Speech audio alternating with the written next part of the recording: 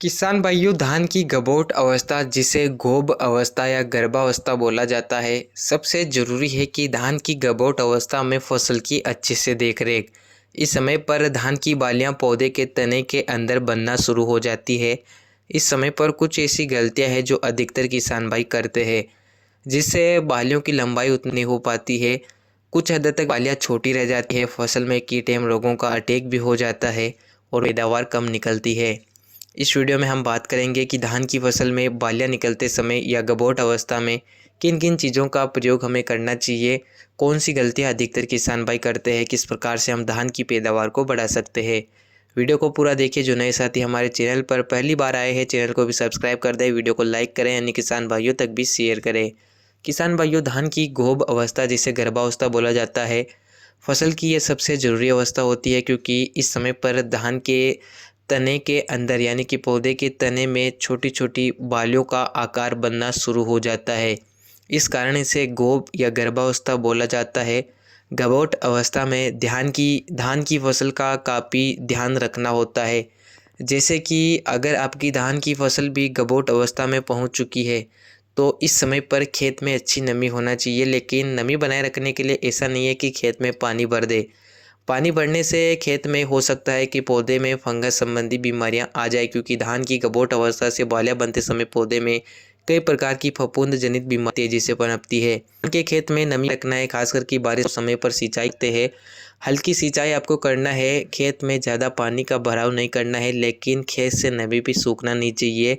अगर नमी सूखेगी तो उत्पादन कम निकलेगा, इसलिए गबोट अवस्था में खेत में अच्छी नमी होना चाहिए। इसके अलावा गबोट अवस्था में सही खाद प्रबंधन भी किसानों को पता होना चाहिए।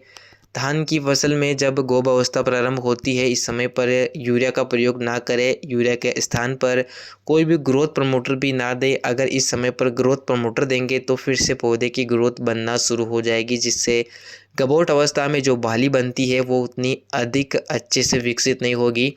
बाली का आकार शुरू में ही छोटा रह जाएगा, इसलिए गबोट अवस्था में ग्रोथ प्रमोटर ना दे। अब बात आती है पोटास की। किसान भाइयों, बहुत से किसान भाई धान में पोटास देना चाहते हैं, लेकिन इस समय पाउडर वाला पोटास देते हैं। पाउडर वाले पोटास को या तो आप रेत में मिलाकर दे सकते हैं, लेकिन अगर बरसात नहीं होती है तो पोटास पौधे के पत्तों पर ही रह जाएगा, इसलिए स्प्रे के माध्यम से पोटास तत्व की पूर्ति कर सकते हैं। धान की गोब अवस्था में आप NPK 05234 का प्रयोग करें, जिसमें फास्फोरस और पोटेशियम की मात्रा पाई जाती है। फास्फोरस तने को मजबूत बनाता है, पोटास बालियों को लंबा करता है, दानों का भराव अच्छे से करता है। इसलिए धान की गोब अवस्था में NPK 05234 का स्प्रे आप कर सकते हैं। इसके 1 kg मात्रा का 150 लीटर पानी में घोल तैयार कर 1 एकड़ में स्प्रे आपको करना है, जिससे फास्फोरस के साथ पोटास तत्व की पूर्ति भी आपके खेत में हो जाएगी। दूसरी चीज़ आती है बोरोन। बोरोन का प्रयोग भी आप NPK 05234 के साथ कर सकते हैं। ये पौधे की गबोट अवस्था होती है, जो काफ़ी महत्वपूर्ण अवस्था है। बोरोन एक सूक्ष्म पोषक तत्व है। बोरोन के कारण धान की बालियाँ लंबी बनती है, दाना चमकदार बनता है, दाना फटने की समस्या नहीं आती है, दाने का आकार बढ़ता है, दाने में चमक पैदा होती है। यानी कि बोरोन का प्रयोग करने से धान की फसल में कई सारे फायदे किसान भाइयों को मिल सकते हैं।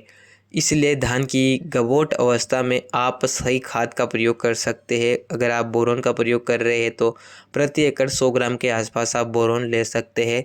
ज़्यादा मात्रा भी ना लें, क्योंकि ज़्यादा मात्रा लेने से पत्ते जलने की समस्या आ सकती है। अगर आप बोरोन और NPK 05234 का स्प्रे करेंगे तो गबोट अवस्था में धान की बाली का निर्माण अच्छे से होगा, बाली लंबी, मोटी, वजनदार बनेगी और उत्पादन में बढ़ोतरी होगी। इसके अलावा गबोट अवस्था में धान की फसल में समय समय पर देखरेख करें। पौधे में खास करके फंगस का अटैक इस अवस्था से बढ़ जाता है। इसके अलावा ब्लास्ट संबंधी रोग और कई प्रकार के रसुस कीटों का अटैक या पत्ता लपेट कीट इत्यादि समस्याएं देखने को मिलती है, तो उनके उपचार के लिए समय समय पर कीटनाशक का स्प्रे के माध्यम से आप प्रयोग कर सकते हैं। धान की गबोट अवस्था में इस प्रकार से फसल की देखरेख करने से फ़ायदा मिलता है।